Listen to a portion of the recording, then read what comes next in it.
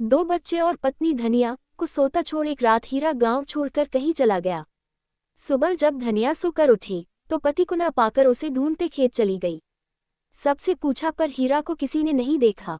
मुंह लटका कर धनिया घर लौट आई। सुबह से शाम हो गई थी पर हीरा का कोई पता नहीं चला। अब धनिया को पक्का विश्वास हो गया था कि जो खेत उसने महाजन के यहाँ गिरवी छोड़ी है उसके पैसों का इंतजाम के लिए शहर चला गया।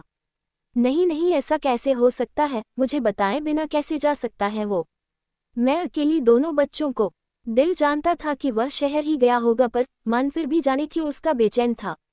कल रात ही तो उसने मुझसे खेत छुड़वाने का जिक्र किया था। बोला, धन्नो, ये खेत मेरी जिंदगी की आखिरी जमा पूंजी है और मेरे माँ बाप की आखिरी निशानी अब गिरवी है, तो मुझे इसे छुड़वाने के लिए शहर जाना ही पड़ेगा।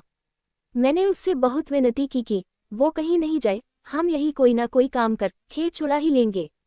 अरे ये सब तो बोलने वाली बात है, हम कितना भी यहाँ काम कर लें इस जन्म में तो क्या अगले 7 जन्म में भी इसे नहीं छुड़ा पाएंगे। सुना है शहर में पैसे ज्यादा मिलते हैं, इसलिए मुझे वहाँ जाने दे। मैं तुझे वादा करता हूँ पैसे कमाकर मैं जल्द ही लौट आऊंगा। आगे की कहानी इस प्रकार है। हीरा शहर ही चला गया था। उसने शहर जाकर बहुत सारा पैसा कमाया। उसने शहर जाकर पहले मजदूरी का काम किया, फिर उसने फल बेचने की दुकान लगाई। उसके बाद उसने फल की दुकान से बहुत सारा पैसा कमाया। उसके बाद वो बहुत बड़ा बिजनेस खड़ा कर लिया।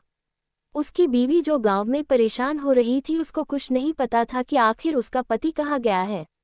पर उसने अपने पति के न रहते भी गांव में अपने बच्चों का लालन पालन अच्छे से ही किया। उसने भी गांव में खेत में बहुत मेहनत करके अपने बच्चों के लिए जो कुछ भी अच्छा करना था वो सब किया। एक दिन ऐसा आया, हीरा शहर से गाँव वापस आया।